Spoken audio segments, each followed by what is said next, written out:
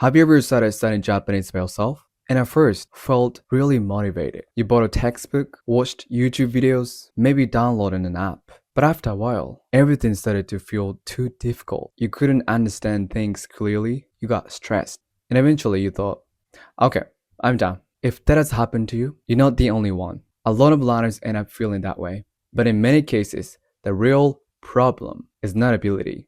It's the mindset they study with, the way they approach learning. So today, I want to talk about why many people struggle with learning Japanese and what you should do instead.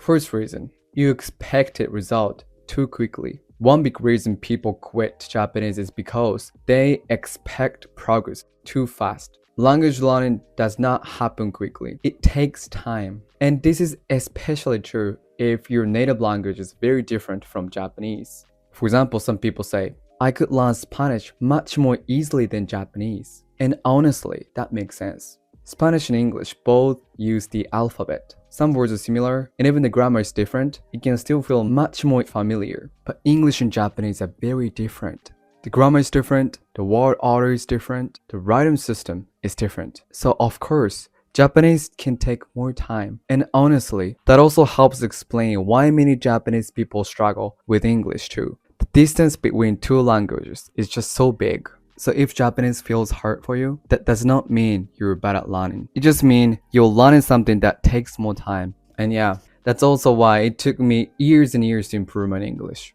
But if you keep going, even just for 30 minutes a day, with the right approach, you will definitely improve.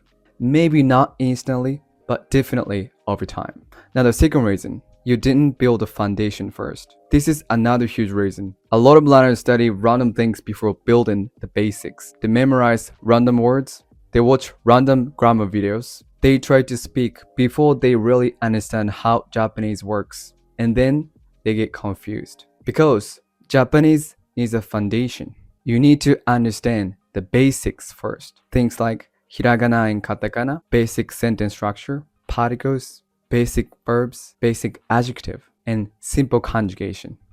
When the foundation is weak, everything feels harder than it should. And honestly, this is one big reason why I made my community. I know a lot of learners are not lazy. They're just lost. They don't know what to study first. They don't know what order to follow. And a lot of grammar books feel too complicated, especially for beginners. So I wanted to create a place where learners can build a strong foundation first, in a simple and clear way, with images, without feeling overwhelmed. If you want to see the details, check the link in the description. Now the third reason, your study approach is incomplete.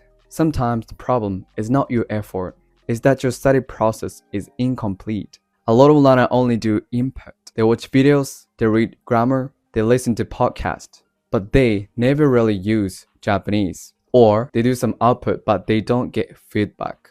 And that matters too. Because if nobody checked your Japanese, you may not know if it's correct, natural, or slightly off. So what you really need is this: foundation, input, output, feedback, and repeat. And the repetition is the most important part here. And this is also why I really agree with what Shun Kabasawa says about input and output. Input matters, of course, but input alone is not enough. You need to actually use what you learn, get feedback, and repeat the process. You need to input so you can learn new words, grammar, and patterns. You need output so that you can actually try using what you learn. You need feedback so you know whether your Japanese is correct and natural. And then you need repetition so it stays in your head over time. Ideally, getting feedback from a native speaker is great. But these days, AI tools like ChatGPT can also be really helpful. You can use them to check sentences, ask follow-up questions, practice writing, and even do speaking practice on your own. And honestly, that's also why I wanted to build in my community too. Not just place to watch lessons, but place where you can build your foundation,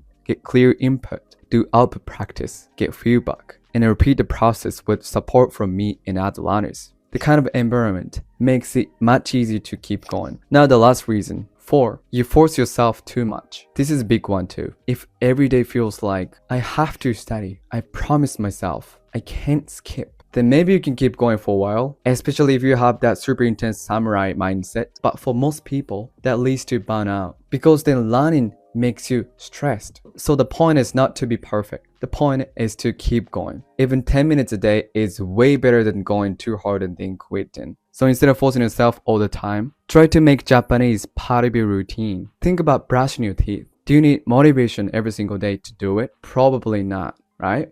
Why? Because it's already part of your routine. That's the mindset you want with language learning too. If studying Japanese becomes part of your daily routine, you won't need to force yourself so much. You'll just do it. And that's what makes it sustainable. So the point is not to be perfect. The point is to keep going. It's not sprint, it's marathon. So if you've been struggling with Japanese, it does not automatically mean you failed. Maybe you expected results too quickly. You skipped the foundation. Your study method was incomplete, or you forced yourself too much and got burned out. That happens to a lot of people. But the good news is, these things can be fixed. If you change your mindset, build a stronger foundation, and follow a better approach, Japanese can become much more manageable. So don't rush. Don't compare yourself too much. And don't assume you're bad at language just because it feels hard right now. Keep going step by step. That's how real progress happens. Alright, thank you so much, and I'll see you in the next video. Bye for now.